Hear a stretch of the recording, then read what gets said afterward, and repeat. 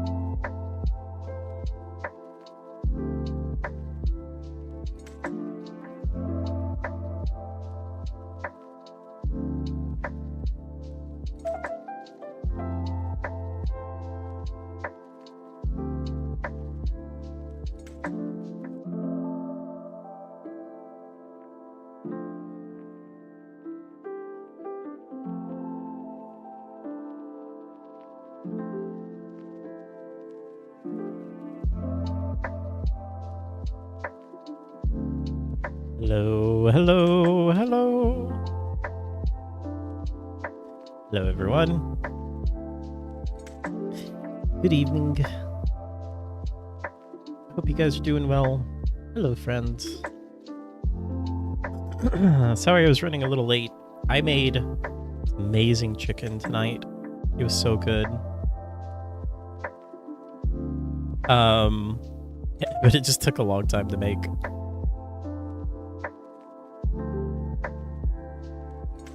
How are you guys doing?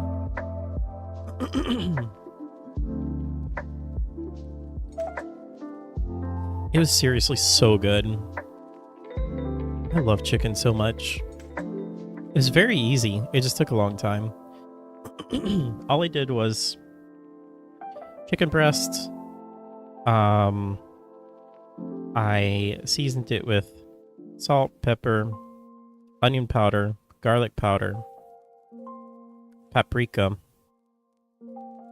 and I pounded them pretty thin. And then I sauteed them in just a little bit of olive oil. Cooked them all the way through. Took it out of the pan. And then I used a little bit of sherry to deglaze the pan. And then I threw in a little bit of onion, some garlic, a little bit of chicken stock, and a little bit of heavy cream. And then I also added some more salt and pepper and just let that simmer for a little bit. Oh, and then a very important thing, Dijon mustard. Just a little bit of Dijon mustard. Adds just a little bit of a kick to it. Let that simmer for a little bit. Put the chicken breast back in there. Let them get nice and cozy. And oh my goodness, it was so good. You're gonna try Hamburger Helper tomorrow? I'm so curious to know what you think. I'm kind of sad that you couldn't get like the traditional recipe, because I think what you got was like Mexican flavored, right? Which I'm a little worried about, but I hope you like it. Do you guys have Hamburger Helper? I imagine you probably don't have Hamburger Helper, like unless you can get it in the American section. Do you guys have an American section in the grocery store, Steve? Like Rustlers. What is Rustlers?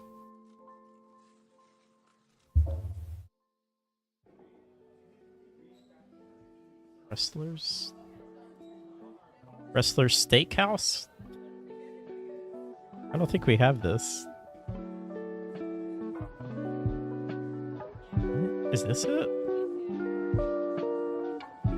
What is this?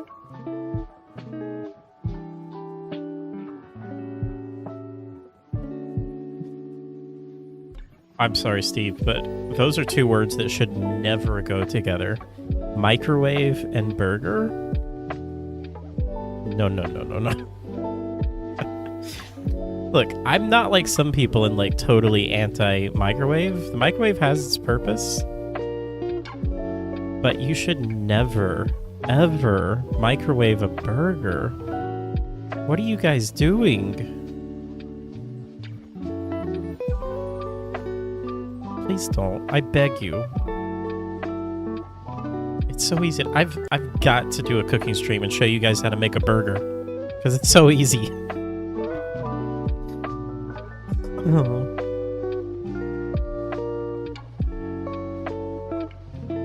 Candy. By the way, that is not what Hamburger Helper is, Steve. Hamburger Helper is something completely different.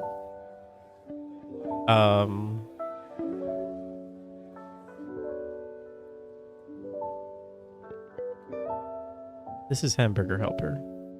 It's like pasta with meat and a sauce. Usually the traditional kind is like a cheesy kind with minced beef.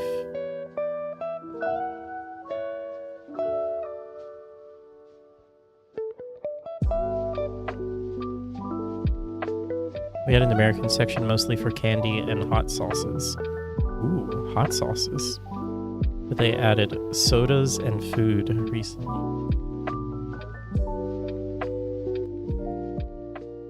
Is there an American section in British grocery stores?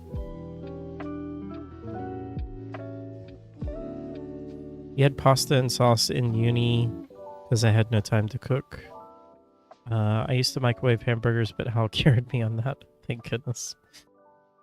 It's a brand pasta and sauce. Like, what's the blue box kind? Kraft? You guys have this stuff?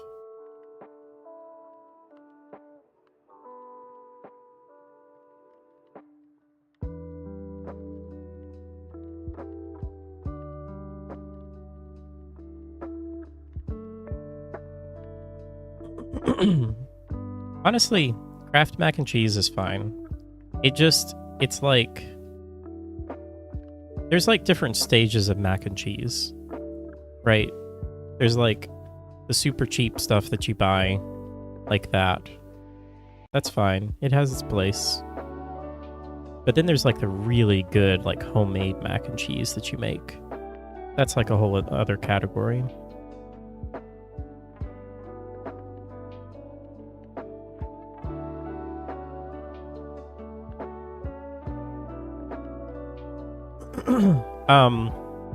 We're gonna check out Children of the Sun tonight. Actually, I need to download this. I don't think I downloaded the demo. Wait. Why is the demo not showing up?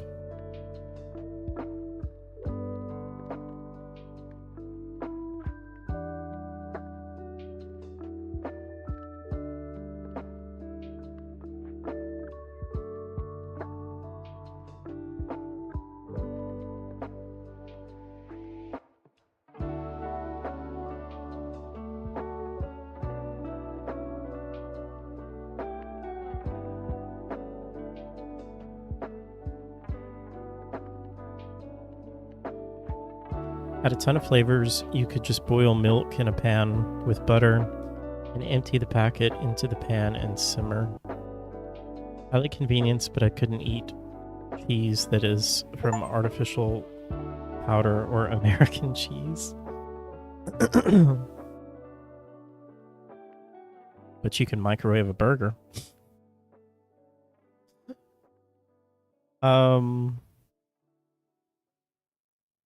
Let's take a look at the news today, shall we? Let's be informed citizens and stay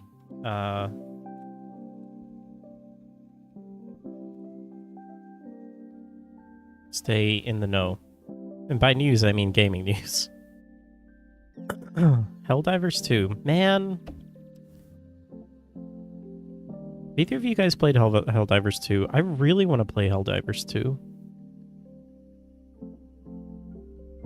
I'm just worried that I'll play it like once and then never play it again. It's the old you.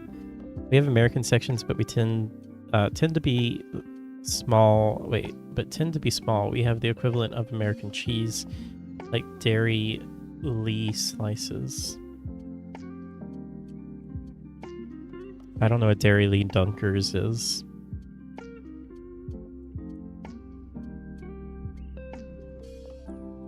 I really, really want to get it. But I'm just so worried that I won't like it. I mean, I'm worried that I'll play like a few times and then I won't play again.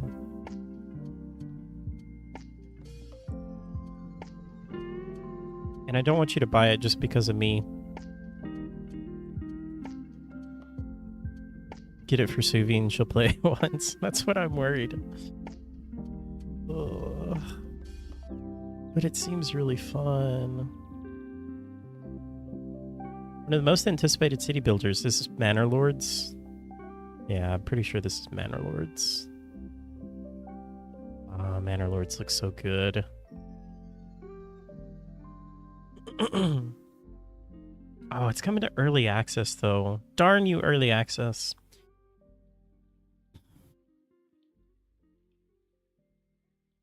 Is Black Myth Wukong still on track to release this year? It hasn't been delayed yet.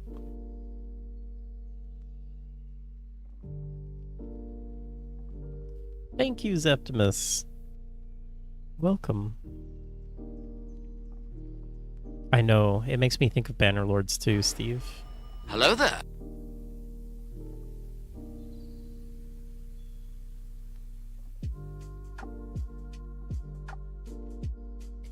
You're still claiming August 19th on this.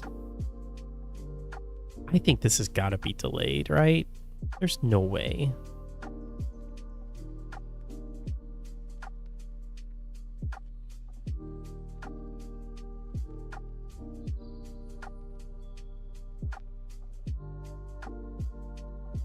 Also, Stalker 2. Do you guys think Stalker 2 is going to hit its date? Or is it going to be delayed again?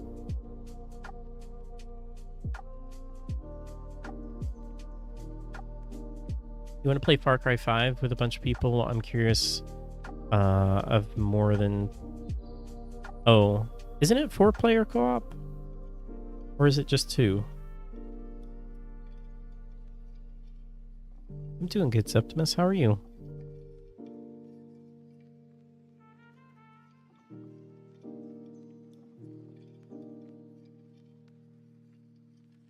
What's the only thing you're looking forward to gaming at the moment, Steve? Stalker? Baldur's Gate 3 Studio was secretly one of the biggest Kickstarter backers for a modern... Whoa, wait. Studio was secretly one of the biggest Kickstarter backers for a modern Metroidvania classic. That's a lot of conflicting words there.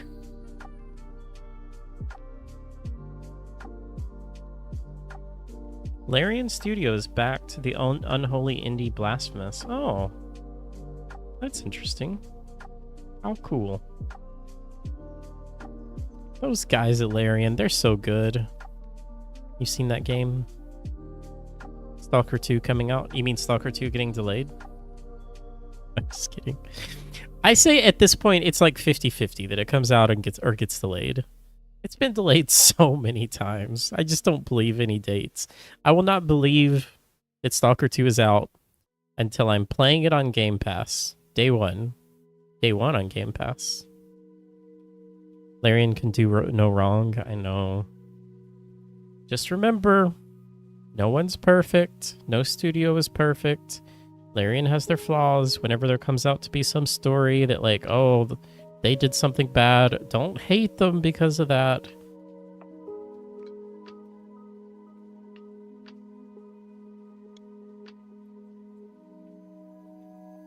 Stalker 2 comes out, but it's in early access. No studio is perfect except Larian. Doing good, just winding down your day and enjoying some gaming. Nice. Enjoy your gaming. Fallout TV show didn't need to use CGI to create the wasteland because it found the perfect real-life location. Where was the real-life location? Oh, the Namib Desert. Where is that? Africa?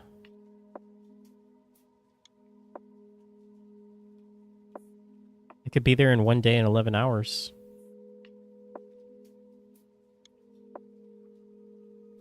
Wait, so does that mean that it takes place in the desert?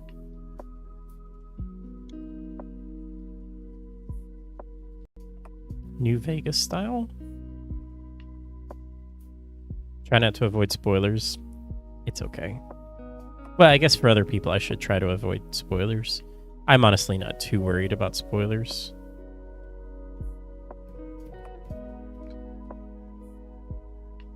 Don't send death threats because they paid someone to bring them coffee. Rather than throw some sand under a green screen, the wasteland was shot in Namibia. I feel like I'm saying that wrong. On the Skeleton Coast, this particular part of the desert is home to Kolmanskop, a ghost town filled with the ruins of once beautiful houses. Oh. Interesting. I kind of want to look this up. Whoa. What? Oh, that's creepy.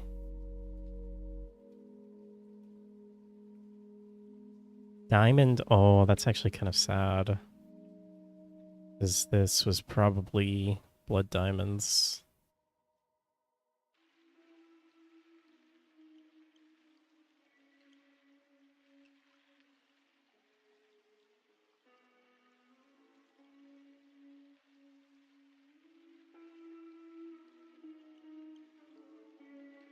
The guy from Hannah Montana was an awesome actor. Spoiler, Steve! Gracious! I want to go in blind. What are you doing? Might as well not even watch it now.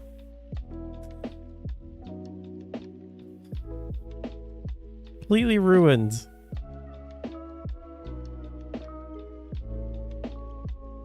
What is it? Everyone just go to this one door frame? It seems like.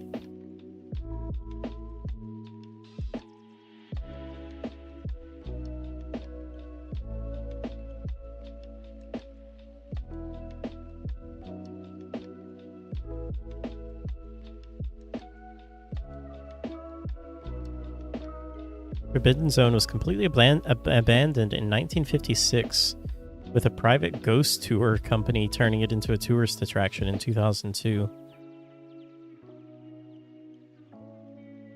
Wow. That's cool.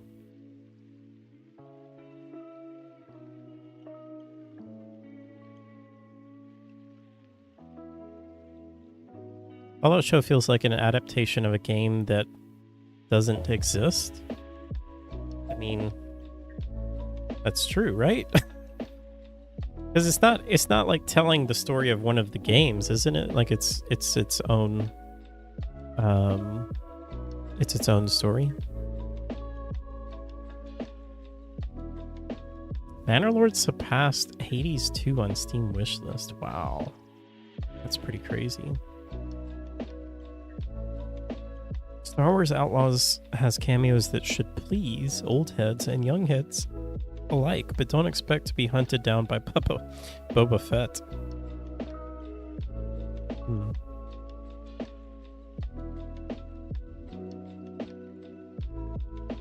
I'm excited for Star Wars Outlaws. I thought it looked really good.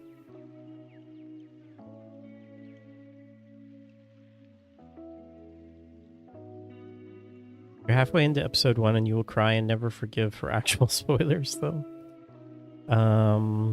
It's not the only country star turned pop star. Achy breaky heart.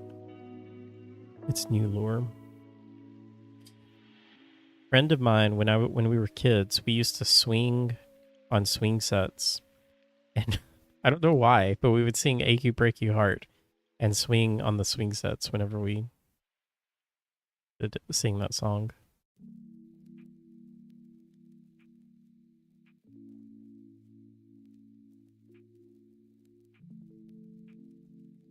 Harold Halibut. Is anyone going to play Harold Halibut? A charming, ambitious, handmade sci-fi adventure. What did they give it? 4 out of 5 stars. Pros: charming, handmade models, compelling and humorous sci-fi narrative, surprisingly poignant writing. Cons: somewhat clunky controls, occasionally awkward animations, lots of walking back and forth. Yeah, that was kind of my complaints. Just didn't really know what the story was. Game does look beautiful, though. It's such cool technology that they use to make it.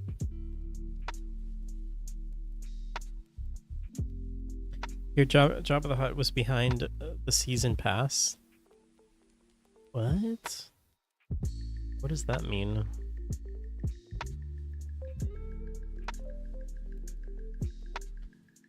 Some people say someone in the trailer for Outlaws is ugly, and I get reminded of when people called Aloy ugly for having fluffy hairs from her face or something. Yeah. Oh my goodness. Gamers. Who needs them?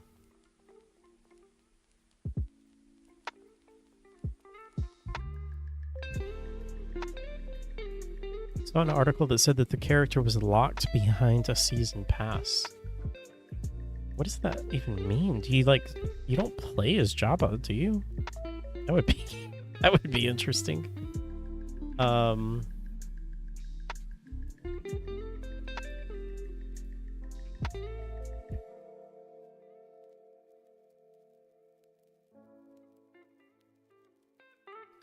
Jabba the Hutt mission locked behind season pass. Oh, there you go.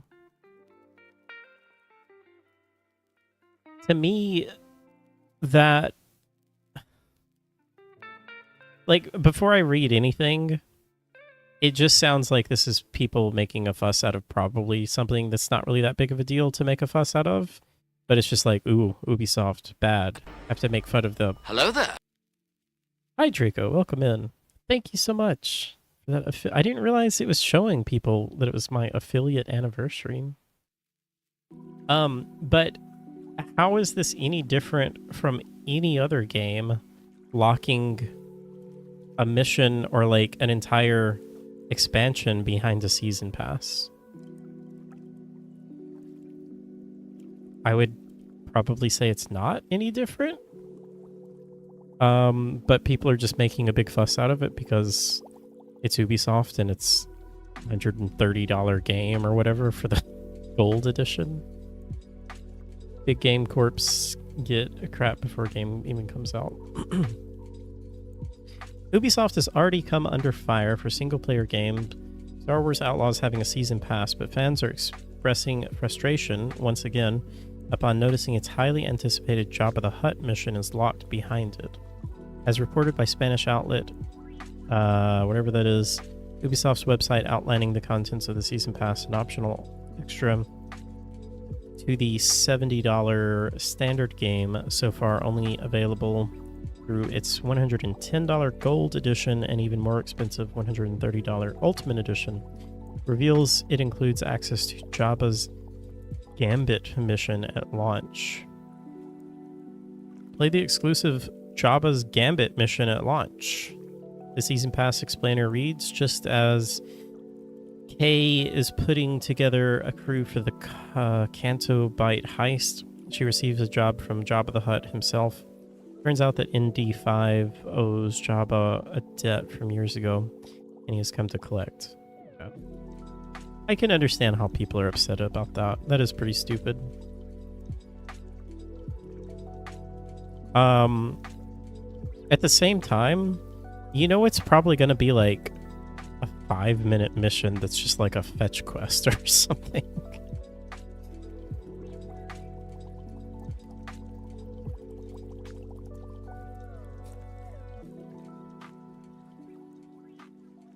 Yeah. Like, they could at least just not even say what the way they put that is it makes it, when they've literally created content that they just already planned to put behind a paywall.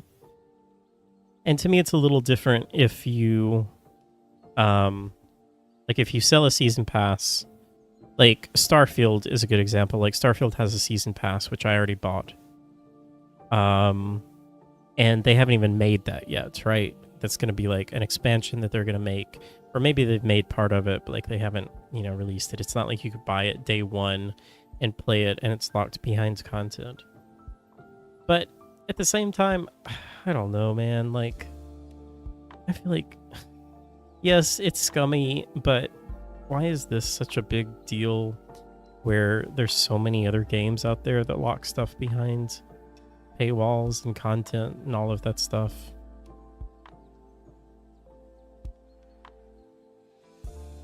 Starfield Season Pass, no comment. Draco, I loaded up Starfield last night and just stood on Mercury and just like looked at the sun for like 5 minutes. And I was like, this is the coolest game ever. I am totally the wrong person to make like any judgment on Starfield because it is just the coolest game in the world for me. Or out of the world. I love Starfield so much. What other game can I load up and just like fly to any planet I want and just like I guess I could do that in Elite Dangerous, but it takes 15 minutes just to figure out how to land in Elite Dangerous. Oh, but you can fly from planet to planet. To me, it feels like it's a big deal just for the fact that people know of it, if that makes sense. Starfield might be my next big time sink after BG3. Do it, Optimus. I really like it. I totally understand all of the complaints about Starfield, but you guys just don't know like how much I am into space. Like when I was a kid, everything was about space for me. If there was a space movie, I wanted to see it.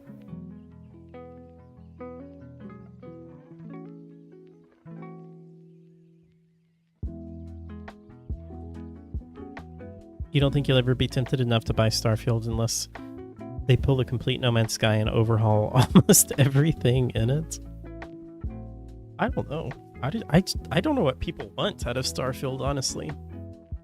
And I don't know if people know what they want out of Starfield. I plan on escaping capitalism in space.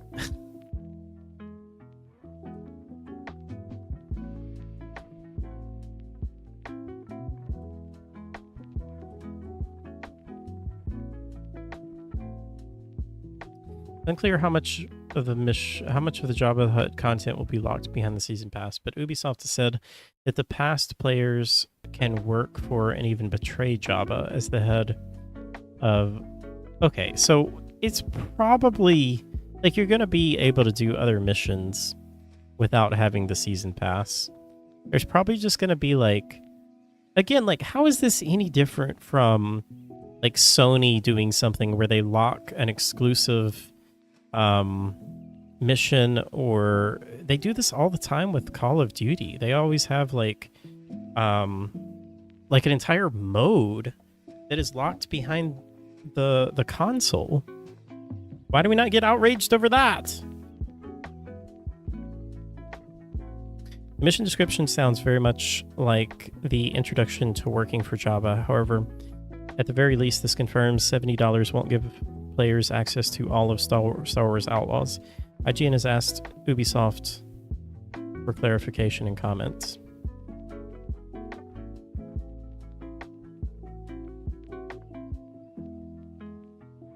Jerk move to lock stuff that otherwise is going to be there day one behind an extra paywall. I agree. It is.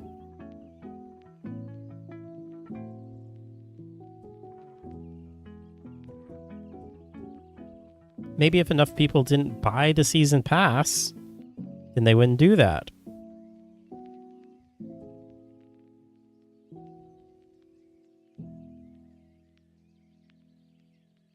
You want a full-blown AAA Star Trek game?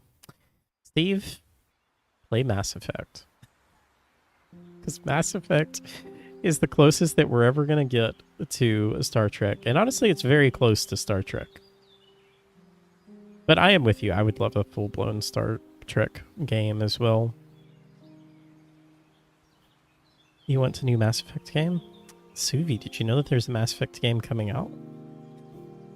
Way down the road, many years from now. You want Starfield to have better conversation mechanics like Fallout 4, not Oblivion. Wait. Draco, you're saying you want Starfield to be more like Fallout 4 and not Oblivion? Because I feel like everyone is the other way around. I feel like everyone hated Fallout 4, the way that they did their conversation, and everyone was excited that Starfield was getting away from that. You want to have full functioning maps. Those are coming.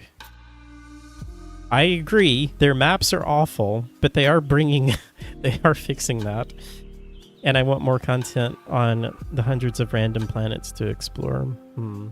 I don't think I want any more content, though. I feel like there's plenty of content. Playing through the history of Starfleet. Oh, Steve, you should just play. What is the name of that game? It's a Bethesda game. Star Trek Bethesda game. Star Trek Legacy. You should play Star Trek Legacy. You literally play through all of the generations of Star Trek. It's so cool. I loved this game. Really good. Highly recommend. Hal approved. It's Star Wars. Star Wars nerds are highly critical. I think it's just because it's Ubisoft, honestly. Which, again, I'm not saying that it's not right. Like, it is scummy what they're doing. It just is funny how, like, they concentrate on Ubisoft stuff all the time, and they don't call out other stuff. What about freaking Nintendo locking their content behind a stupid bobblehead thing that you have to, what do you call those things? The NFT things, or nobody talks about how scummy those things are. What do you call those? Nintendo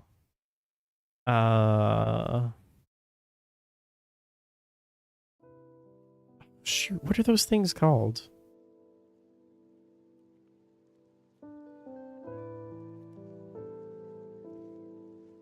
Someone knows what I'm talking about, right?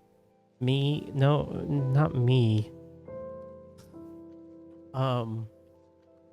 They're like physical things, and you like set it next to your console, and then you like get a mission in the game or something. Amiibos. Yeah. How can you not be furious that they literally lock content behind buying a freaking amiibo? They just straight up locked content in Zelda. They do that in all of their games. Ridiculous.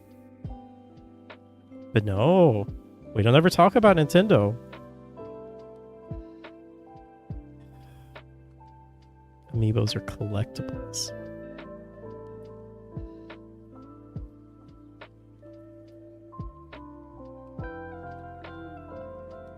Honestly, the conversation style of Starfield feeling 15 years old on launch is literally my biggest gripe with the game. They had a better style in Fallout 4. Oh, that's interesting. I think you're definitely in the minority with that, Draco. I guess Suvi is too. Because I'm pretty sure like almost everyone hated the conversation style that Fallout 4 had. And I definitely hated that. Well, I didn't hate it. It didn't bother me as much as it did some people. But I definitely prefer the way Starfield does it. They better have Starfield hype pants ready. Everyone is wrong if that's the case. Starfield zoom in on the face conversation style. Oh, wait, is that what you mean? Just like how they would zoom in? I like Fallout 4 is much better. It was more cinematic. Over the shoulder, back and forth. Okay, maybe I'm understanding what you're saying. I don't know if it's on Steam. I don't think it is, unfortunately. No, you gotta find alternate ways of playing it. I have the disc. You want to borrow the disc? Why is it not on Steam?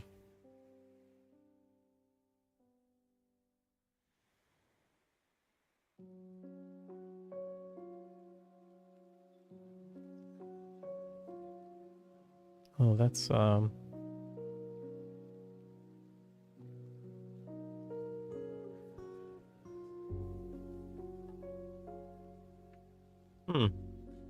don't know why it's not on Steam. Oh, wait. Is it on GOG? Oh, shoot.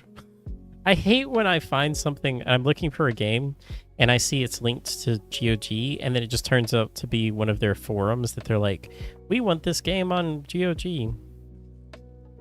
It must be some kind of licensing issue.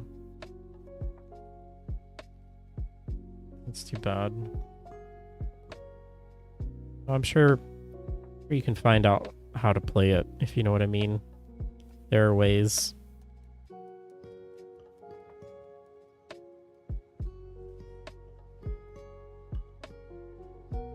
What's the Disney character ones? I swear that was popular at one point. I'm not sure. You play them on a plate and load them in the game. Oh, I don't know. Isn't that more of the 3DS and the Wii U height era for amiibos? I think amiibos are still really popular. With the Switch, even. PlayStation Disney thing. Oh. If you thought it meant the actual dialogue story in Fallout 4, I can agree. But the way they presented it was far more cinematic feeling to play. I hate being forced to stare at bad mocapping and having no other option. Okay, I think I misunderstood you, Draco. I thought you were talking about, you know how in Fallout 4, how actually they may have fixed this, but you remember at the launch of Fallout 4, how it wouldn't tell you like all of the dialogue.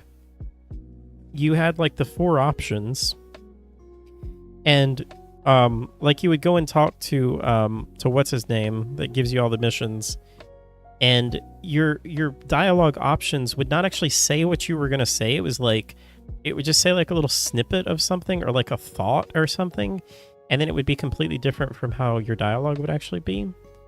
Yeah, that was awful, and everybody hated that. I thought that's what you were talking about.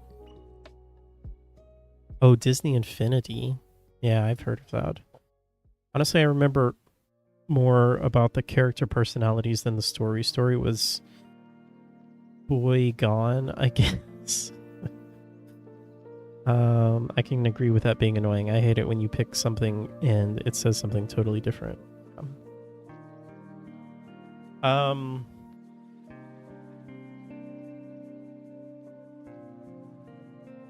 What else we got going on here? Oh, look, Steve. Sure, SM7DB review. There's simply no place to hide with a mic this good. Steve, you really should not buy this mic, though. This is like you buying a Lamborghini to drive to the grocery store. Like, there's no reason to have this nice of a mic, unless you're like truly a professional, like, you know, podcaster or something. It's way overkill for what you need, for what any of us need. Like, if I were to get this mic, it would not sound any different from what I'm using right now. I mean, maybe you could hear a tiny bit, but there's really no reason.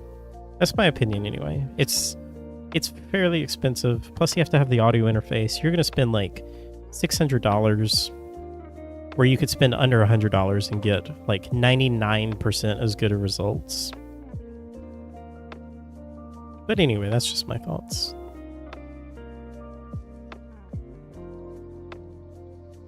Let's play some games. I'm going to check out Children of the Sun tonight. This is a beautiful tale of a deadly road trip into darkness, where you control the path of a single bullet and unleash the fury of vengeance on a sinister cult that has ruined your life in this tactical puzzle shooter. I think it's going to be a really, really sweet, family-friendly game that you've known to come and love here at Al451 stream.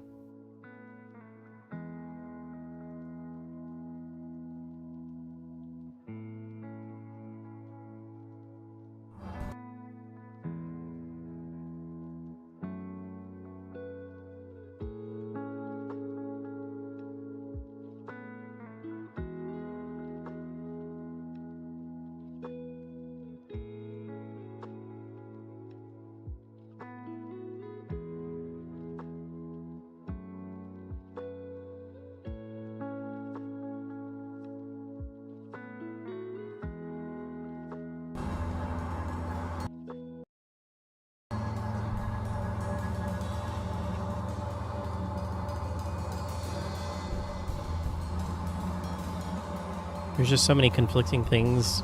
I'm like, I don't know anymore. Yeah, well, you're gonna get that no matter who you ask. Like, you're gonna have people that tell you that this is good, that's good, so and so is good, so and so is terrible. That's why just get something under $100 and it'll be fine.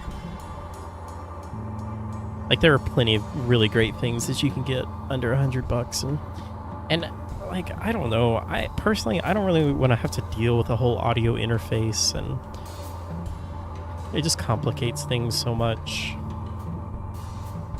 The program is going to be 600. What do you mean 600 on mic and program? Did I say program? I meant to say audio interface. I don't know what I was saying, but audio interface, like on those really fancy nice mics, you have their XLR inputs. They don't have a USB. You can't just like hook them up to a PC. So you have to have a separate hardware that you plug that into, and then from that you plug that into your computer.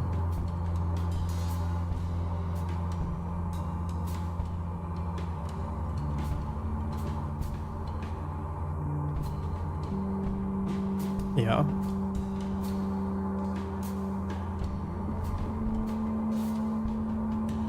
All right, let's see. Anti-aliasing, give me VSync.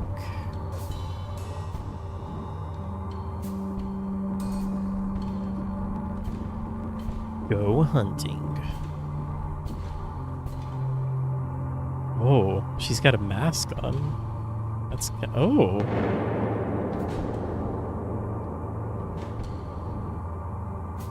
Okay.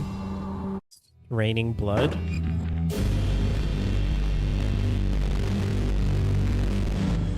Getting an audio, a Force-Right audio interface that was your grandpa's that you sold last year. Oh no. You probably could have used that. Although I don't know if it would have USB on it. Oh, that's nice. Glad that we're blurring that out.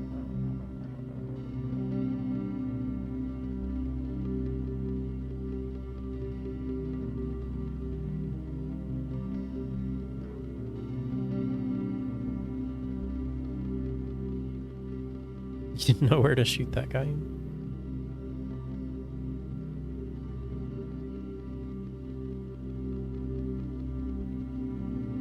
That's not how you load a gun.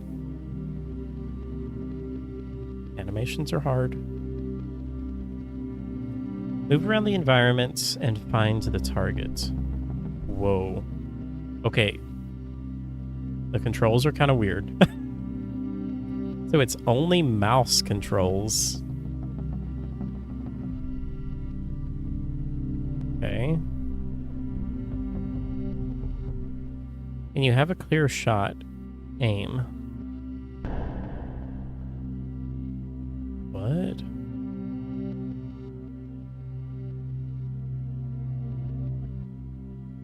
Zoom.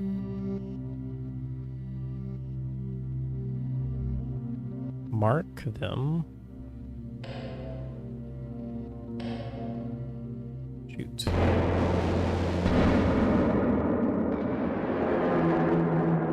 What? I don't get it. Restart?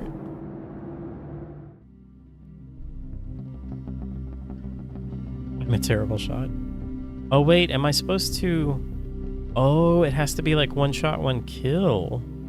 Or one... yeah, one shot, one kill. Maybe I need to get from this other angle.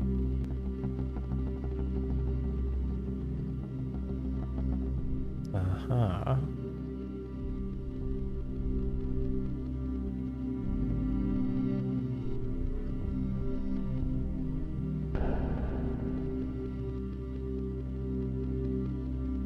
Let me go chest into neck.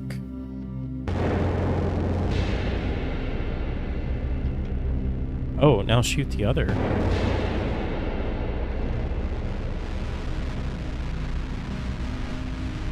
Oh, what did that say? Oh, this is kind of weird.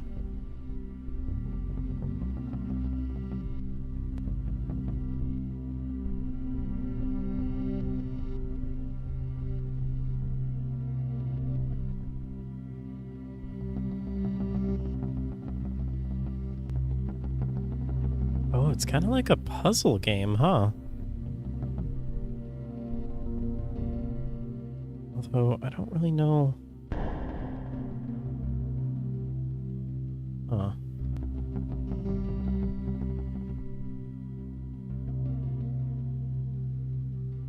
Oh, it said broken home. Can you shoot through the first guy into the second? Yeah, I think that's what I was supposed to do. Broke it already.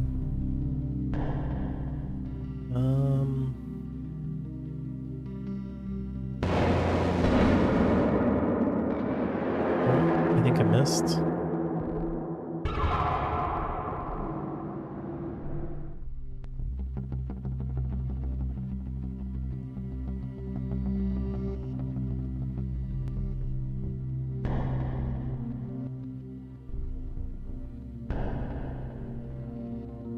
Okay.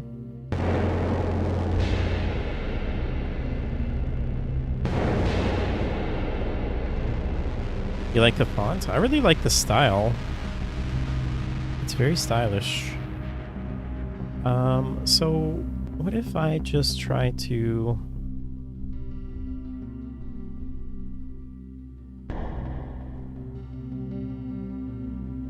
What if I just do one?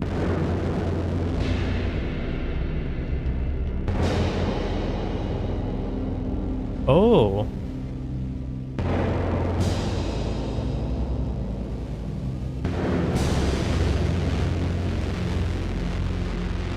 Okay, so you don't have to line them up.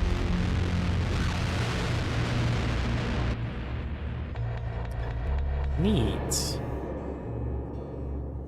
Distance. Oh. Kind of like a puzzle game. Travel with a shot, yeah. Control the ricochets? I don't know if that's ricochets, really. I don't want to replay the tutorial.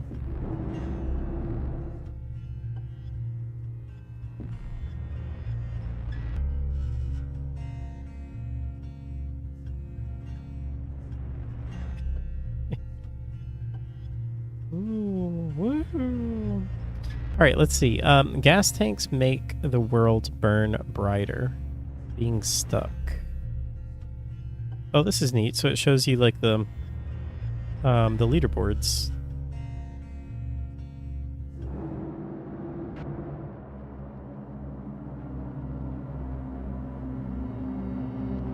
Are his eyes gouged out? Wait, he's wearing, I think it's a woman. I think she's wearing a mask. I think it kind of looks like that. Being stuck. Gas tanks make the world brighter.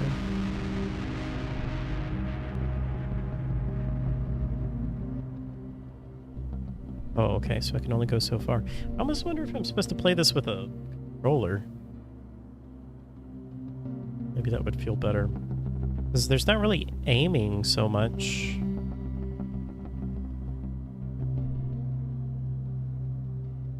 Oh, I just took the mask off.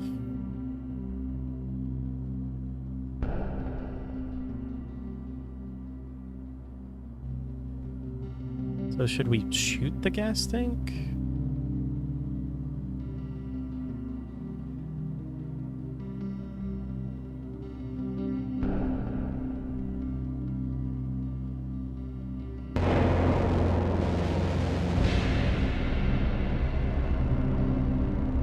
Oh, I'm still not very good with the controller, though. Yeah, where are the other... Oh, no, they're going to be too far away. So maybe can I shoot the gas tank? No, that didn't work. Okay. This is neat. It's like a puzzle game. I was not expecting this.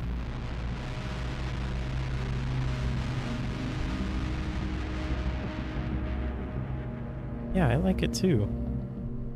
Okay, so let's see. I do think I want to use my mouse though, because I still have to aim, even if it's in slow motion. Oh, so there's a person back there. Not bad. I like the aesthetic too.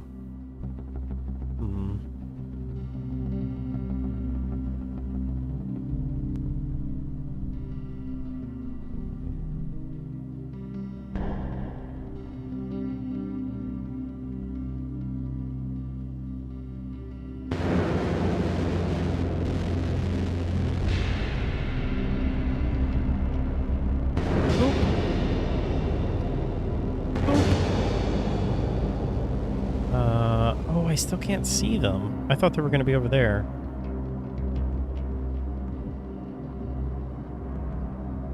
So they're... Oh, okay. Restart.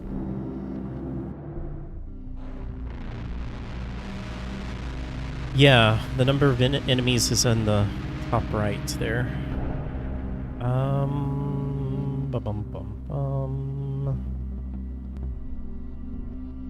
So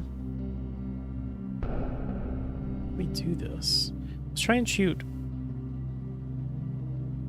this.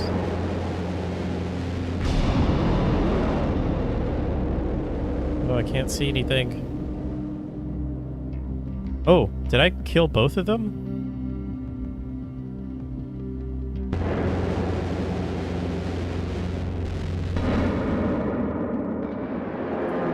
Huh.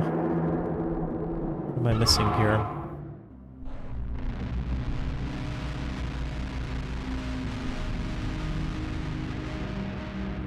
Take that tree. So I can only go that far.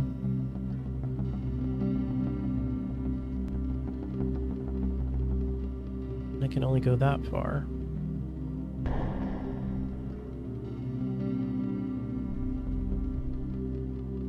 Oh, wait. The car over here. I see. Okay, hold on. Boom. In. Boom. In.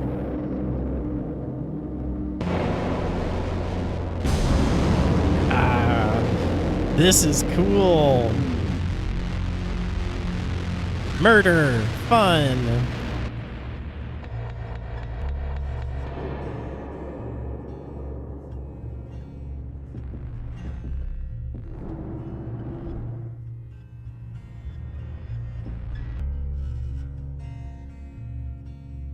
Bullets that burn are bullets that hurt.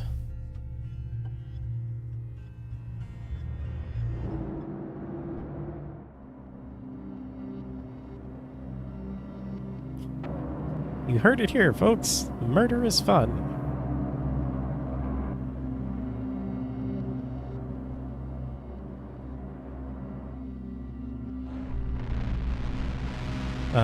Removing... Oh, I can't read those things. It's hard to read. Is there a story behind this, you reckon?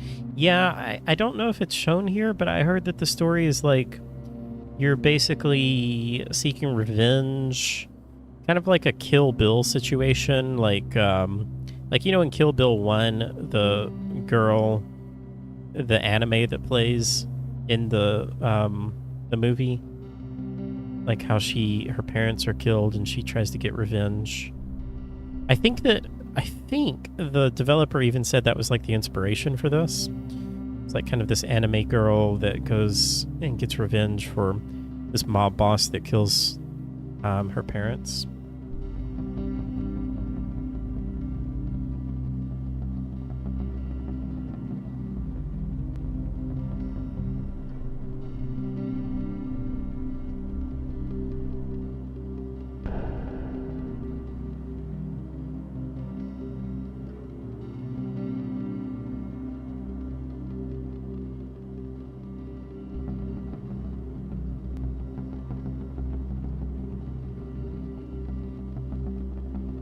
A really neat idea, though, to have a puzzle game like this.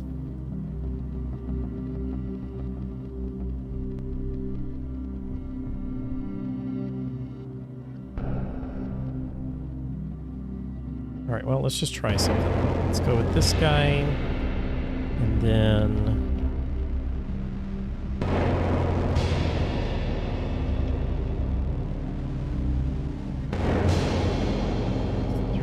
I think I'm missing one.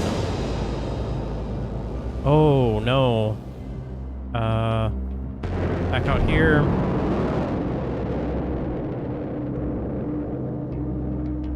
I don't know where the rest of them are. Oh, there!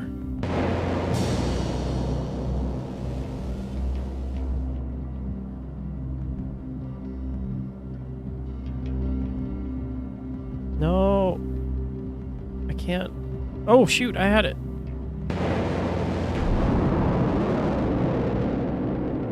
Where's the other guy, though?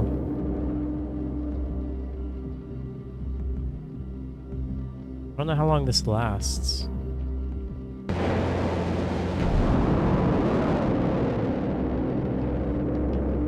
Oh, there.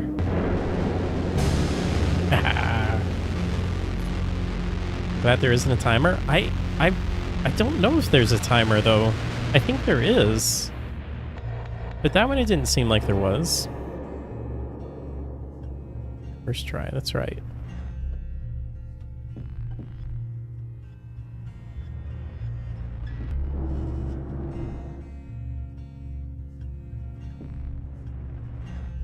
A high position is a good position. Fighting bodies. Halfway up the leaderboard. Halfway Hal, that's what they call me. Oh. We're getting a little bit of story here.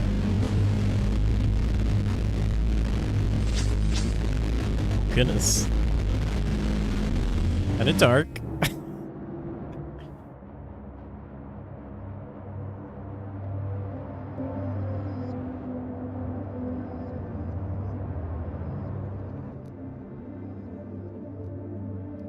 Shoot towards the left trees.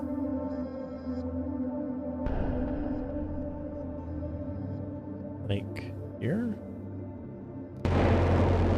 Hold to move the trajectory. What? Did I just curve the bullet? Now aim to find a hidden enemy. What?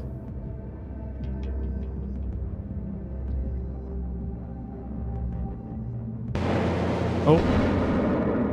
Oops.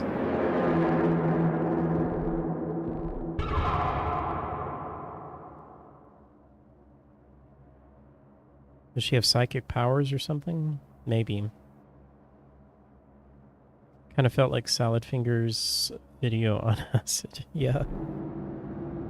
Okay, I don't really know what I was doing there.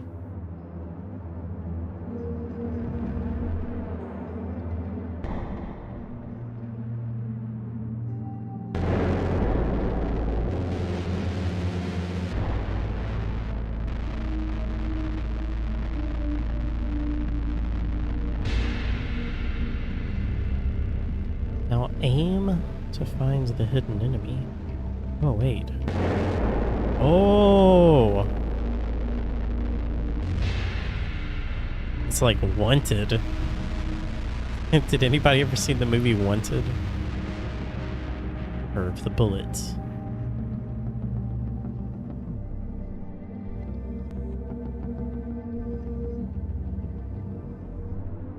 So there's 4 enemies. There's 1. There's 2.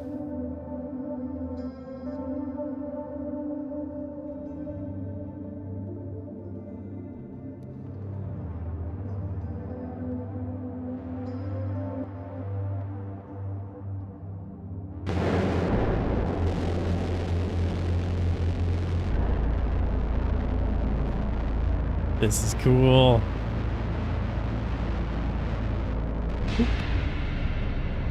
Headshot. Oh, that's cool. Oh, wait, that's... Oh, yeah, no, that was... Oh, maybe he wasn't alive. Hey, where's the last one?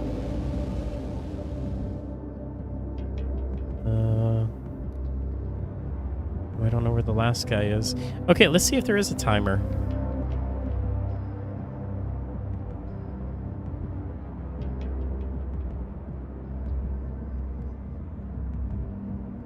You saw Wanted, but they tried playing up how sexy Angelina Jolie was, and it didn't work.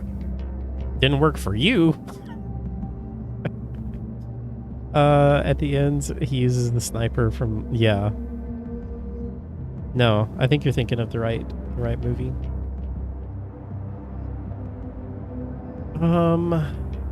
Okay, it doesn't look like there's a timer, so that's cool. So, how much can we get away with this? Oh, okay, so you can only curve a little bit, but can I do this and then... Oh, no, I can't. Okay. So I can only go so far.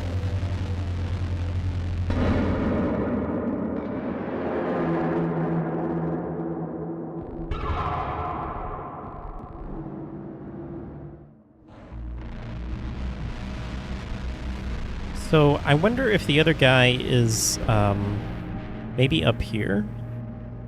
Let's see. Oh, yep, I think... Oh, no.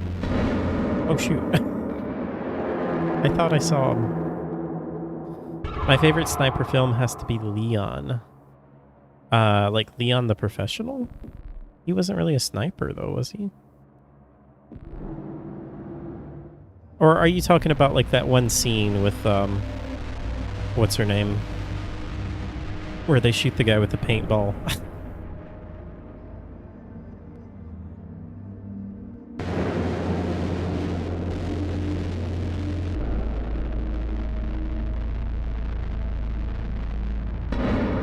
Oh, okay.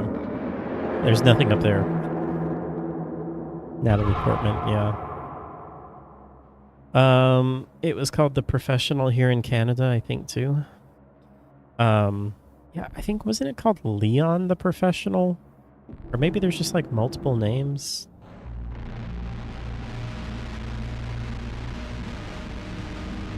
You feel like he was a pro sniper? Well, I think, so if I remember the movie right, I think that he said that the sniper is the first weapon that you learn to use because it's like the easiest to use or something. He said something like that. That's why she started out with the sniper rifle. Okay, so where is the fourth guy?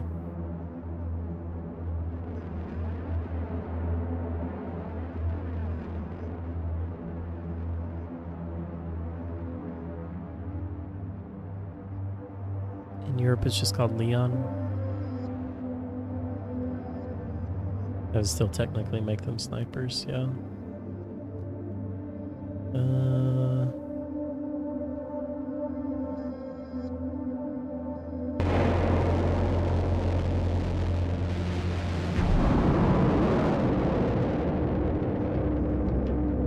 Oh wait, is that him?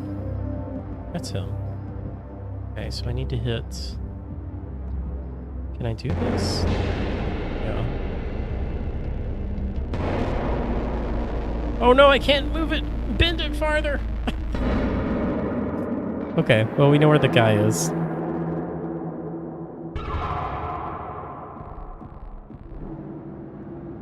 You didn't pay attention to the gun types. Great.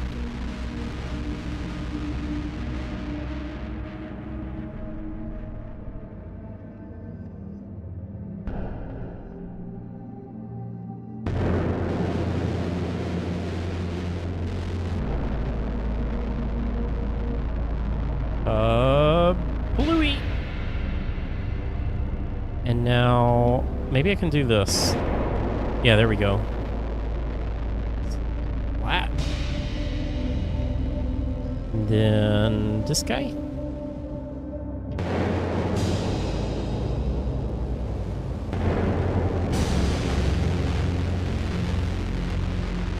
Cool.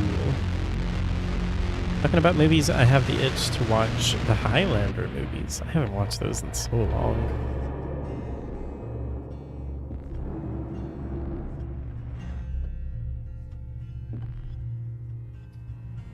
Gallery of Heads, 2 in 1.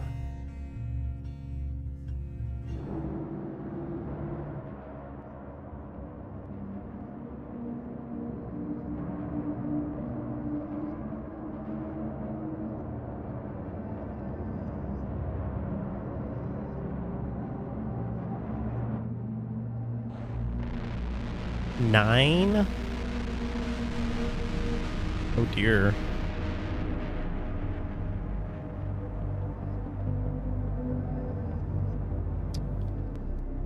Oh. So it seems like the hard part is going to be...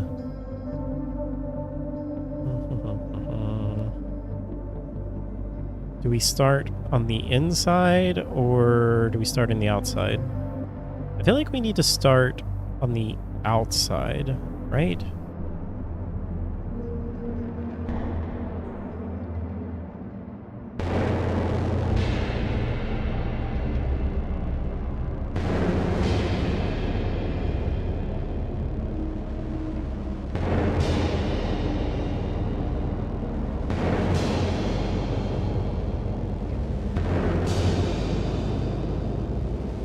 Oh no, I can't see anyone. Oh shoot. I tried to curve the bullet. Hmm.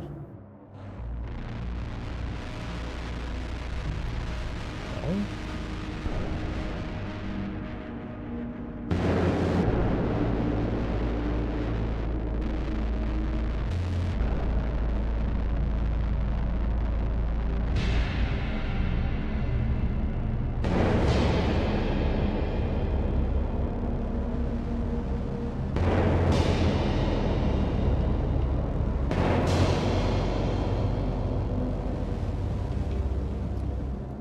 Huh. This is gonna be hard.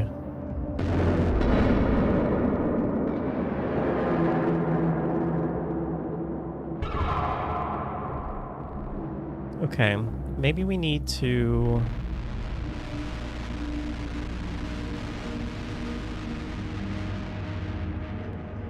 Maybe we do need to do the guys up here first.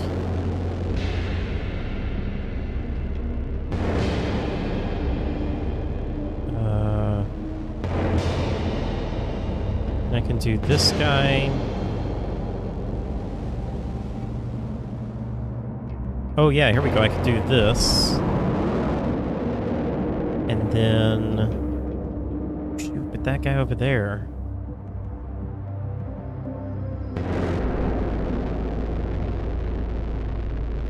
Curve the bullet!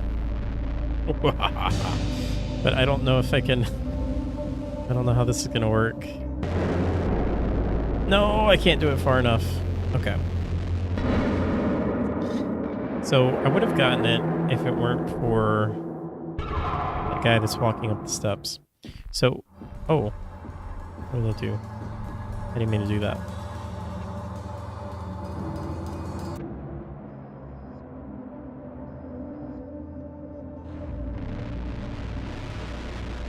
You bring it back around and shoot yourself. Whoops.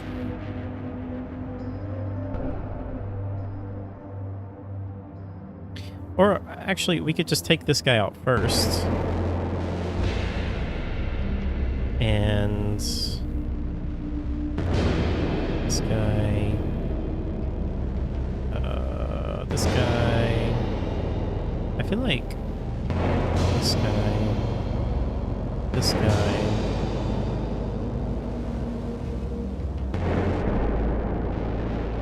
I think we got it now.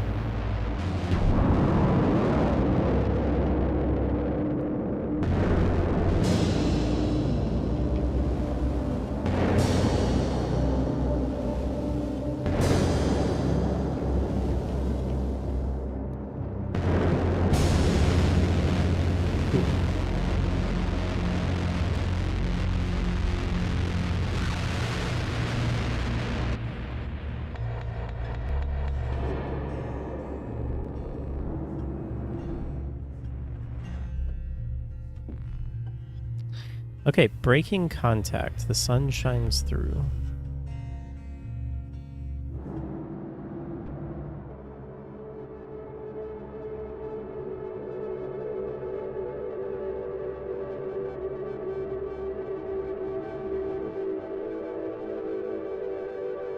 Shoot 2 enemies in their glowing weak points to be able to re-aim freely while the bullet is flying.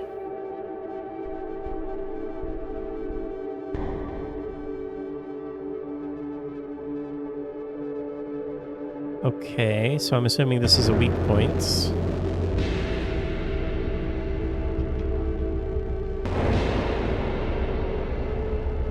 The re-aim indicator turns yellow. You can re-aim now.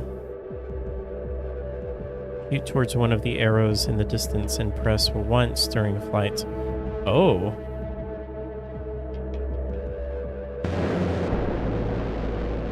Wait. Oh! Oh! That's cool.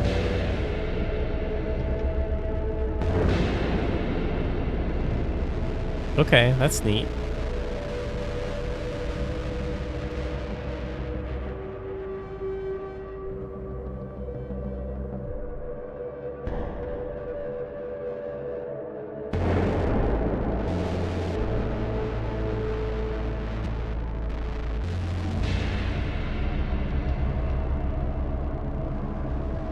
Oh, wait. Okay. I think that guy needs to be last.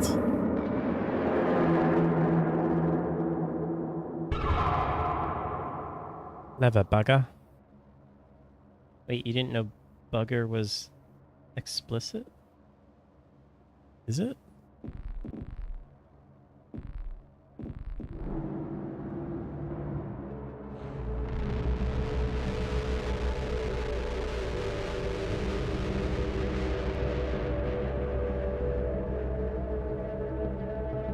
Oh.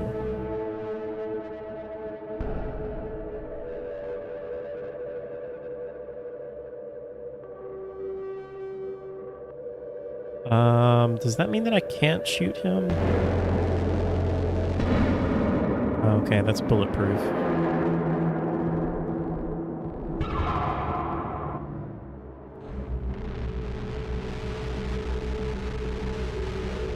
Alright, so I think we start with this guy.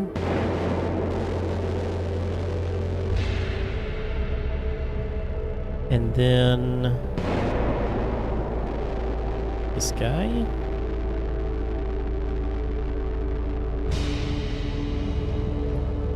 Then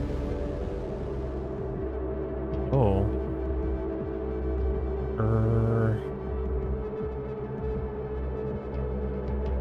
Huh.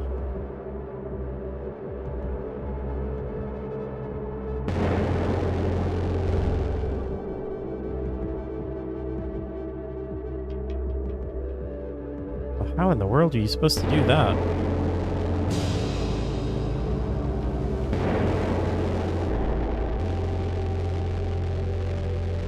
Okay, I gotta think about this.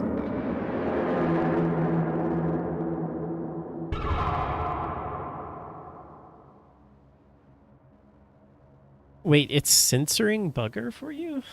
Is it really? It's not censoring it for us.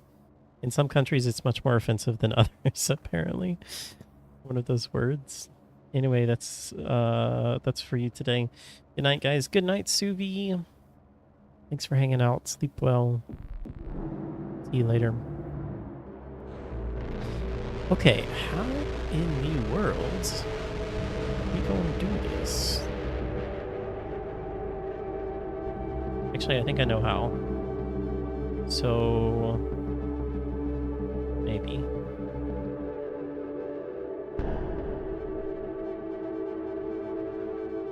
Can we shoot this guy first?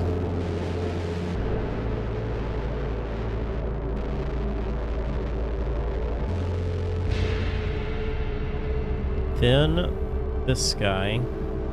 Oh, but I have to shoot him in the weak spot. No, I didn't get it in the weak spot. Although maybe this will still be fine. And then, yeah, I think this is fine. Then I can re-aim.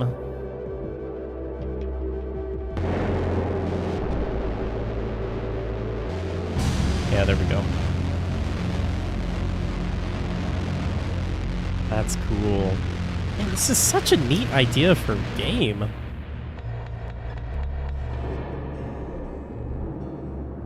Now I want to make this game. filled with blood, drifting into their conclusion.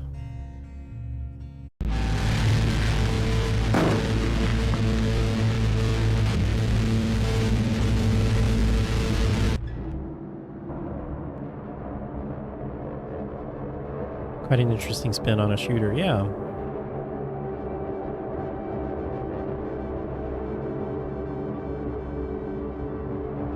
It's just so cool how like people continue to innovate, you know, come up with new ideas for games.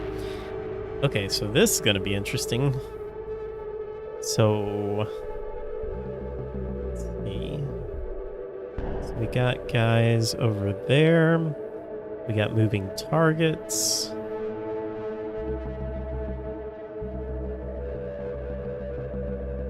Could use that design in a hunter game, like you mean like hunting Bambi,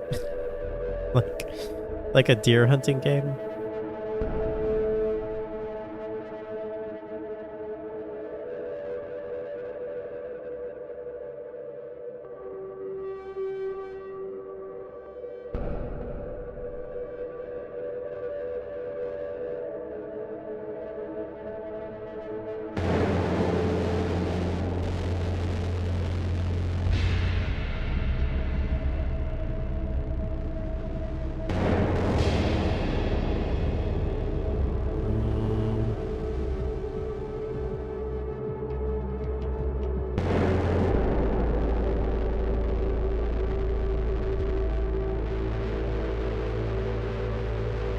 Can I curve it enough?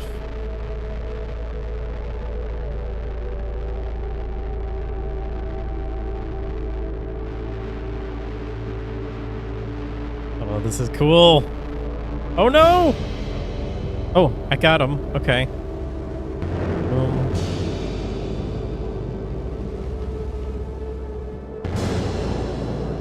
Okay.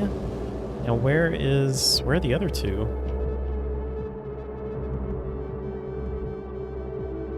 We could shoot just up, I guess, and then... Oh, wait. Oh, wait. I thought I could... Oh, they're over here. Oh, boy.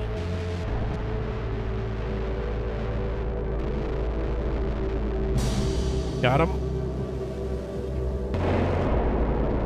Oh, this is so cool. That is neat. Like an animal hunting game. Have you ever played any of those games, Steve? I've always kind of wanted to play that one that's really popular.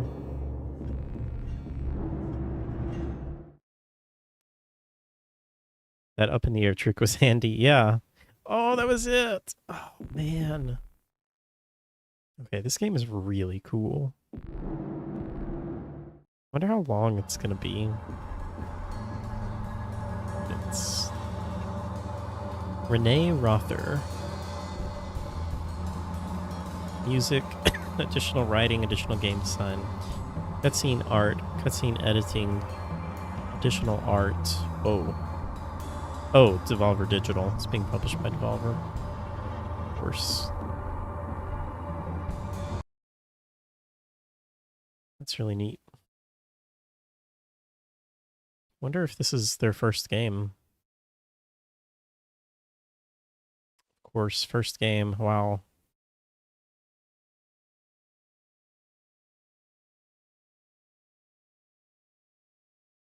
Oh, is it? Oh, wait, it's officially out. Oh, I thought it was coming out soon. It's really tempting to buy. But I have so many other games and I need to save money.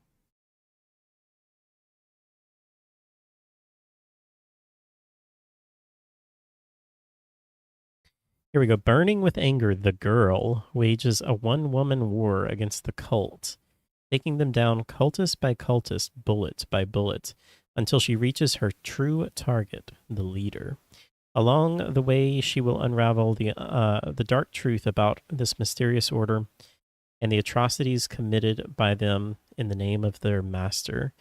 In this tactical third-person shooter, you assume control of a one bullet, guiding it through increasingly complex and challenging levels to kill cultists, trigger traps, and reshape the environment.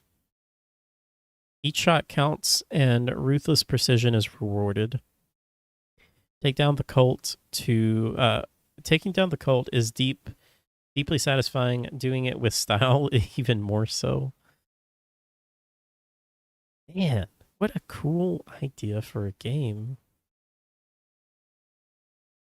It's like Sniper Elite, but you play as the bullet. That's good. That's a good way of describing it. Let's see, what are the negative reviews saying? Game system clearly designed around taking single precise shots with high degree of planning. Yeah. Scoring system which actively discourages that style of play. What? Taking single precise shots with high degree of planning. I don't really understand their complaint there. I liked the demo during Next Fest, but unfortunately Children of the Sun proved to be an entirely style over substance. What starts out as a neat little sniper puzzle with Killer 7-esque aesthetic devolves into trial and error, tedium, and wonky hitboxes. I was kind of worried about that, like with hitboxes, but I didn't notice any issues with hitboxes in the demo. But maybe there are more issues later on. In some levels, you aren't even able to see every enemy. Yeah, I mean, that's how it is in the demo, but that seems kind of like a fun little challenge initially, so you straight up gotta trial and error it. The later mechanics the game adds feels more like annoying gimmicks, and the last level is just an absolute slog, and I just gave up because I couldn't find the last darn enemy in all the visual noise and didn't feel like repeating all that stuff over and over just to find them. Easy skip, and I regret I'm probably past the refund window.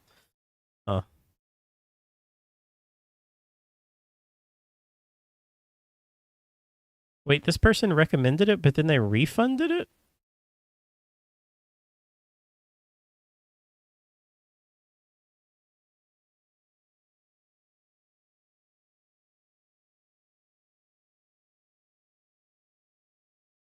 They never figured out how to shoot into the air. Yeah.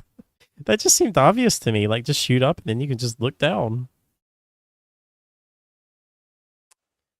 Well, there you go.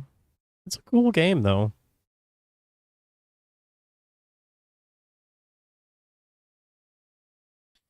Wonder how it's reviewing up elsewhere.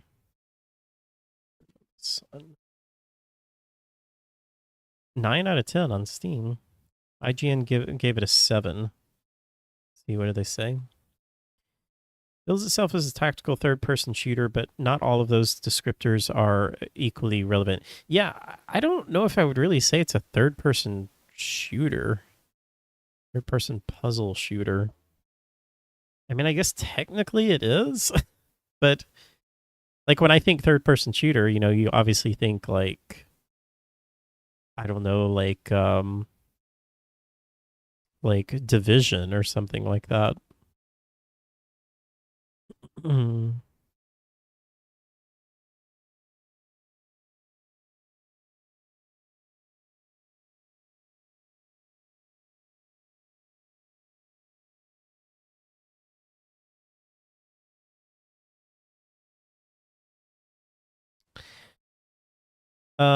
Strip essentially everything out of Sniper Elite series except the bullets, then make the bullets magic and capable of steering, stopping, and speeding up. And you're maybe 4/5 of the way to understanding what Children of the Sun is. Either way, puzzle shooter is probably too broad a term to adequately describe it, which makes it a rare commodity. That is, it's weird and it's different and not really like anything I've played before. However, while this slickly packaged and shrewd supernatural sniping game is packed with satisfying spatial problems to solve and shoot, once you had success on a map, there's not a great deal to glean from trying it again. Yeah, I can see that being an issue. I mean, Not every game needs to be replayable, but yeah, it doesn't seem like there's really any replayability to it, right? You play the bullet more than you do the person. Yeah.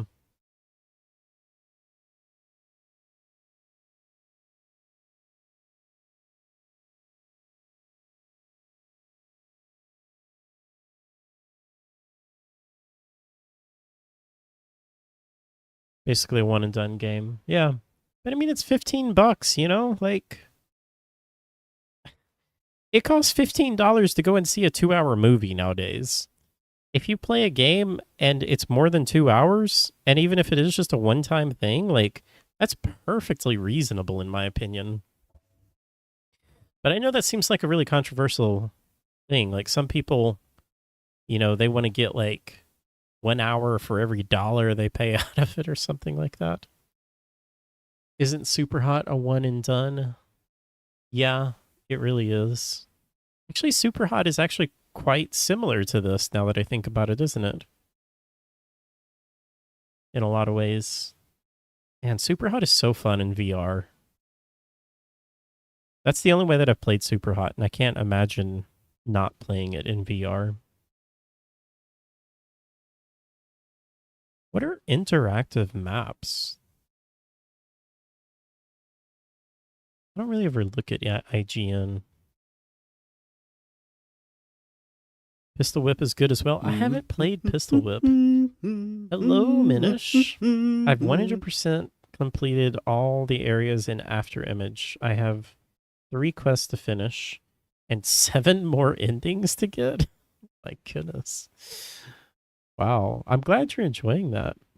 Man, makes me really want to play it. Oh wow, it is just actual interactive maps. Dragon's Dogma 2? Anthem? Wait, they have an interactive map for Anthem? Why?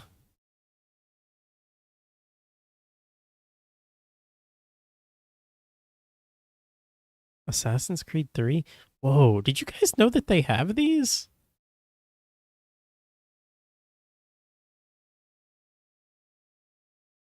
I had no idea this was a thing. Baldur's Gate 3?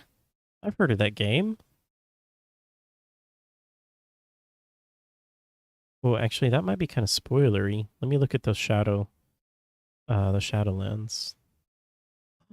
This is so cool. Did I miss anything?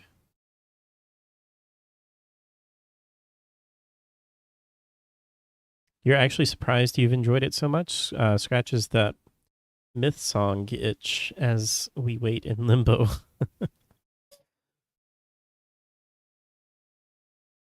Moonrise Tower? Whoa. Oh, this is crazy.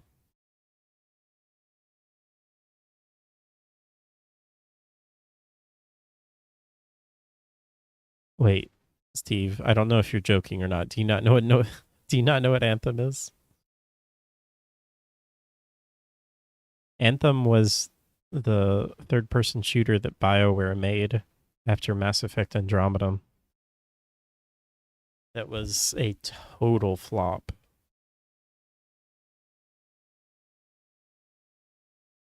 Even though it was actually a pretty cool game, but it was co-op and just just didn't really do it for anyone.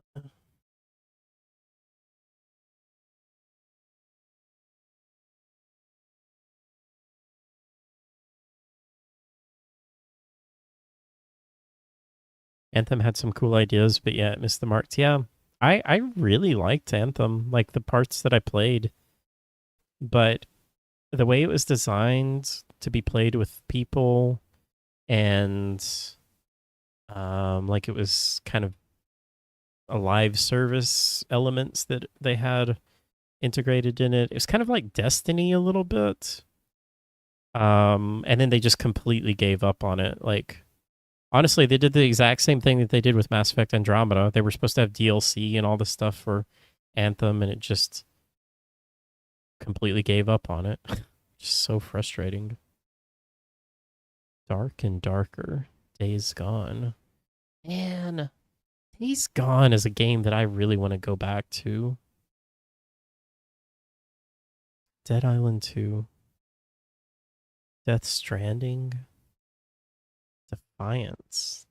What is Defiance? Defiance game.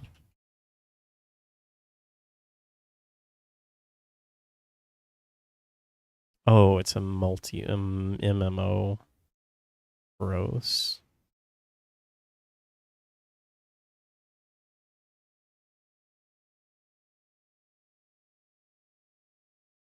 Man, nobody wants MMOs. I'm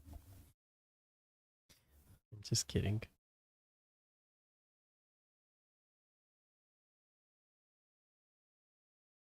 Enshrouded. Fallout 4. Fallout 76. Far Cry 3. Far Cry 3. Far Cry. Wait, where's Far Cry 4? It's weird.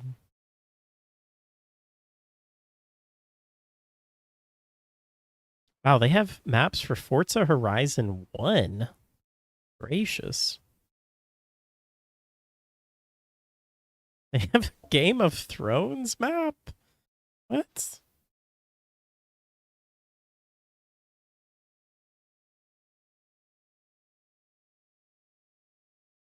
Was this for is this just for Game of Thrones, or was this for like there were some Game of Thrones games. There was like a Telltale Game of Thrones game. Oh no, this was Cyanide Studios. I forgot about this.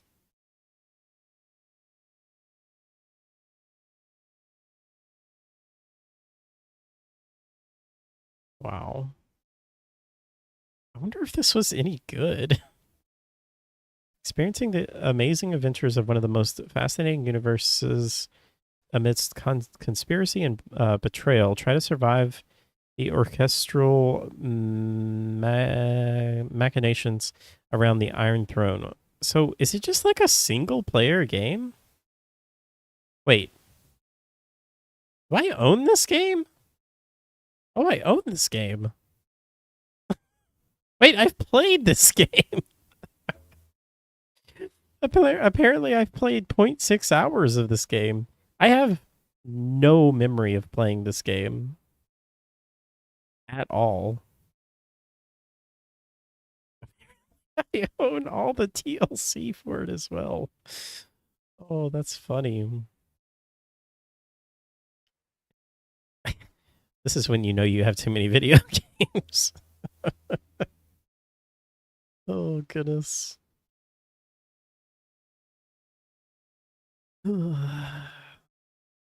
It sounded very familiar. Maybe you blocked it out of your head. Live service cringe. One of your biggest complaints was actually the voice acting of the protagonist, the female anyway. She sounded like she was I don't know what that word is, Draco, in all of her lines, and didn't care whatsoever about what was going on around her. It ruins my immersion and care for the story. Elden Ring expansion, I want to say, is it June or July?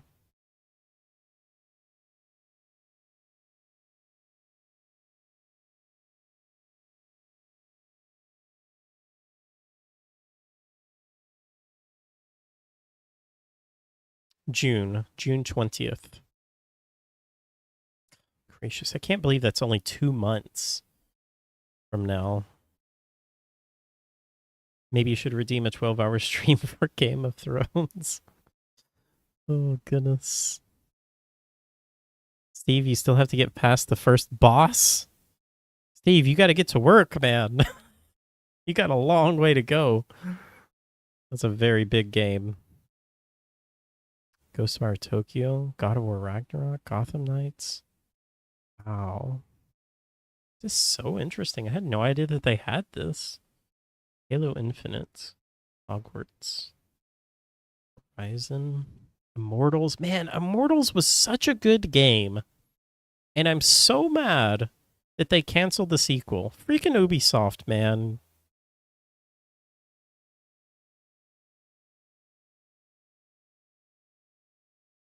Oh, that makes me mad. That was such a good game. And like so much potential for that game to have been made into a bigger series.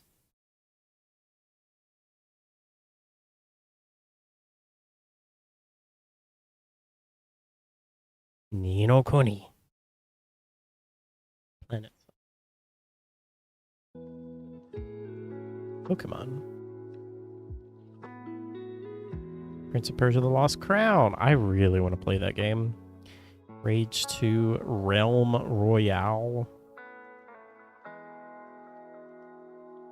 Is that a current game? I feel like I've heard of that, but I don't know anything about it. Oh my goodness, it's in early access. Came out in 2018. It's been in early access for 6 years. Gracious.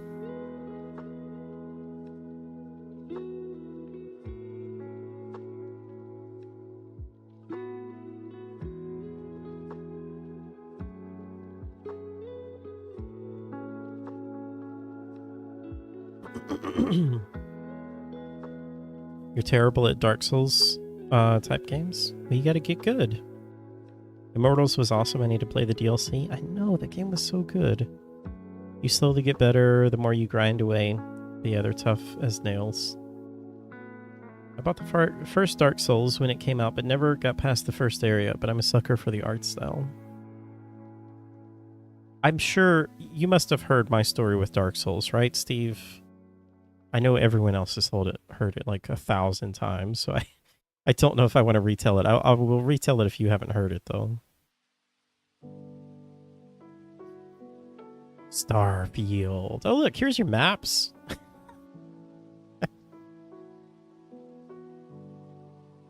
Why was this so hard to do, Bethesda? Come on. You don't think so? So it's honestly a very standard story from a lot of people. I think a lot of people have had this experience.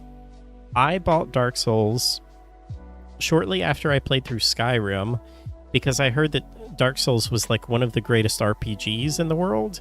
And I just thought that like Skyrim is an RPG and so that it was going to be like Skyrim. Because those are the only kind of RPGs that I'd played up until that time. And so I was in for a rude awakening. So I booted up the game and I, expected it to be like Skyrim. And I had also heard that it was very difficult. And that was like, one of the kind of gimmicks of it. It was very difficult. And I was like, okay, I don't know what that means. So first of all, I played it with a mouse and keyboard because I didn't have a controller. I'd never played a game with a controller before. And I don't know if you ever tried playing Dark Souls 1 with a mouse and keyboard, but at least before the remaster, it was basically impossible. Because, like, to lock on, you had to press, like, Shift, W, and Control or something like that. And then, like, to swing your sword, you would have to press, like Q and, like, the tilde key and backspace or something. It was literally like they just took the and you couldn't rebind the controls either. It was like they took the PC controls and they just like threw it in a blender and just like mixed it all up and they were like, I guess whatever, or like a cat just like walked across the keyboard and they're like, well, there's the key bindings for Dark Souls. So anyway, once I got past that and bought a controller, then I tried it again, and I played it in the very first area, in the prison area. I didn't realize that you were supposed to run past the first boss. Like, I didn't see the door over on the left side that you're just supposed to run past and not even fight him there. So I spent like 2 hours trying to fight him with a broken sword. And I was like, this is the stupidest, worst video game I've ever played. I don't know how anybody enjoys this. Like, I read that it was difficult, but this is just beyond difficult. This is just stupid. And so I got so frustrated with it, I just uninstalled it, threw my controller away, and said, like, forget this. And I literally didn't touch it for like 2 years. And it wasn't until I was browsing this website called Twitch that I came across someone speedrunning the game. And I was like, oh, what? Oh, wait. Oh, this is how you play. And so that actually got me interested in it. And this was also around the same time that Dark Souls 2 was coming out. So I decided to go back to it. And after watching this is why I always hate when people say, like, oh, you should go into Dark Souls completely blind. Don't look up anything. Like, that's okay for some people, but it can also be really discouraging for some people like me. Because I absolutely needed to look stuff up. So I started playing through Dark Souls 1, and I was absolutely terrible at it. Like, I must have died 250 times to the first gargoyles fight up on the church. And this was like with me trying to summon Solaire and summon like anyone that I could. Like, I probably died 80 times just trying to get to the boss fight. I was so bad at it. But there was something that got me addicted to it. And like, just, you know, every time you finally got past one of those bosses and it would open up an entirely new area, and you would start to level up and you'd start to get stronger and you start to learn how to dodge and you start to learn how to use your stamina and manage your stamina and all that stuff. There's something that just kept drawing me to it, and I stuck with it. And 80 hours later, I beat the game.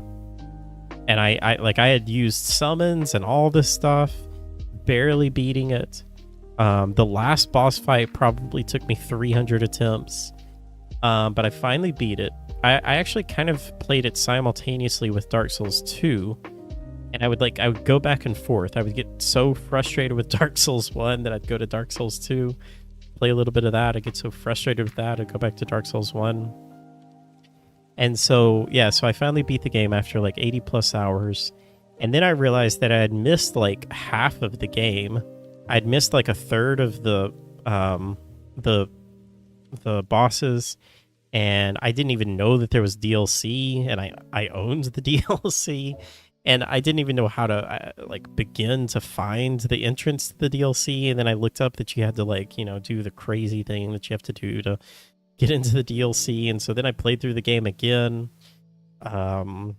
beating all of the bosses. Still struggled a lot. I still struggle to this day with Dark Souls 1. I still think Dark Souls 1 is the hardest Souls game. But yeah, that really just like gave me the Dark Souls itch when it finally kind of clicked with me, like how you kind of are supposed to play those games. And then I just got straight up addicted. And then I was just craving like anything that was even remotely similar to Dark Souls. I would buy any single game. I would buy any single game that was like even had the tiniest promise of being like a Souls game. Like there's this one game, I can't even remember the name of it. It's so bad that I wish I could find it. It was like one of the super early Souls-like games. And I bought it because there was just nothing else out at this time. And I played it, and it was not good. There was also Dark Mouse. Did anyone ever play Dark Mouse? Oh, here it is. Yeah, it was called Malbogia or something. This game was so bad. But it was supposed to be like one of the first kind of indie Dark Souls games. And then, of course, I played Lords of the Fallen. That was like, you know, the first kind of, not quite AAA, but like AA Souls-like. I literally bought a PS3 just so I could play Demon Souls. Dark Mouse. This was the other game that came out around that time when there just weren't a lot of Souls-likes. This is honestly actually a pretty good game. For what it is. It's kind of cute too, all of the enemies and you as well are just a mouse. Very difficult though. But yeah. Oh, Necropolis. That was another one. This was a Kickstarter that I backed. Game turned out to be awful. There's Lords of the Fallen. Lords of the Fallen I actually really like. The Surge, of course, that was really good. Immortal, this one was awful. This was like Dark Souls with guns, but it was just so bad. Code Vein, that one was rough. Neo was really good. Really liked Neo. There's this game called Hollow Knight. It's okay. Vampire, loved Vampire. Hellpoint. Hellpoint was another Kickstarter that I backed and it just did not turn out to be great. Absolver, that was a pretty good Souls-like. I don't know why I have Hellpoint twice. Yeah, I liked Vampire quite a bit.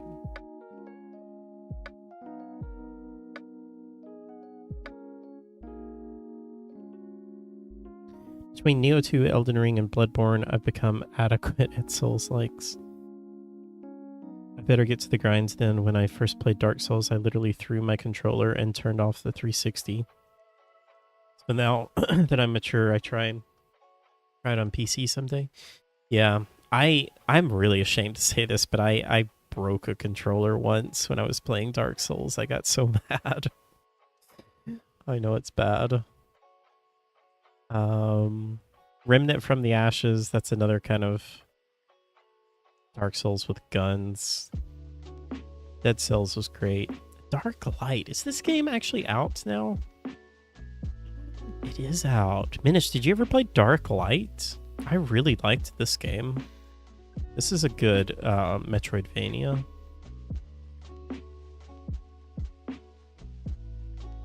Salt and Sanctuary. Oh, I love Salt and Sanctuary, guys. You haven't ever played Salt and Sanctuary? It's fantastic. Oh, Death's Door. I loved Death's Door so much as well. Sekiro. Greatest combat that they've ever done. Surge 2 was good.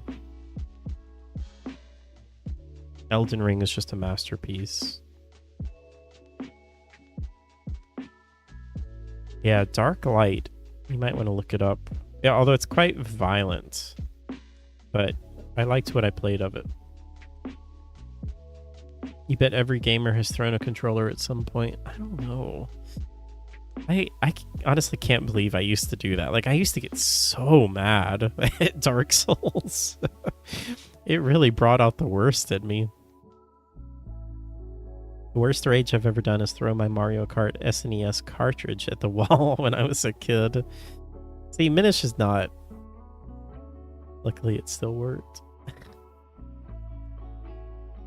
Yeah, I remember I got so mad. I took my controller and I hit it down on the side of my chair and a piece went flying and I was like, oh goodness, what have I done? I'm so ashamed. It's like I don't deserve video games.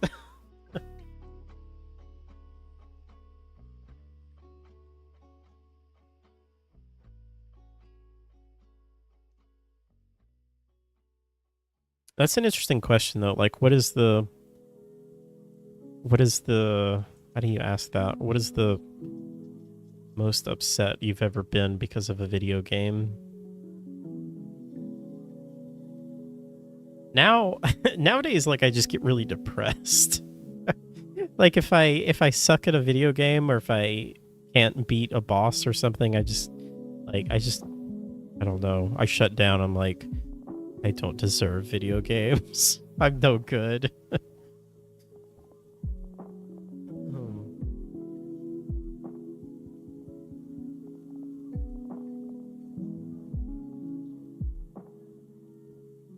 knew somebody from school who raged so hard at Call of Duty 4 that they punched their monitor. Gracious. Yeah. Hey, Ozzy. Welcome in. Thank you. For me, it's still more towards rage than depression. Good morning. Hope you had a good night. We're just wrapping up. It does look like we're gonna be doing the 12-hour stream this Saturday. So yeah, so it looks like we're gonna do Resident Evil 2 fixed camera mod this Saturday. I think I'm gonna start at 12 p.m. Central Time. That's 6 p.m. UK time, 7 p.m. European time. And we'll be playing that all day. I'm really excited. I need a day to just like chill out and relax and just play some video games, hang out with you guys, not think about anything else. I think that'll be really fun.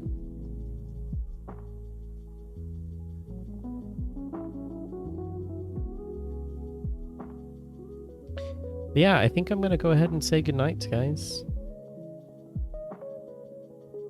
10 o'clock for me, so I'm going to try and get some rest tonight. I'm going to try and get up early tomorrow. Get some stuff done. I realized that I feel like I have done a terrible job at keeping you guys up to date on like my game development stuff as well. So first of all, I apologize about that.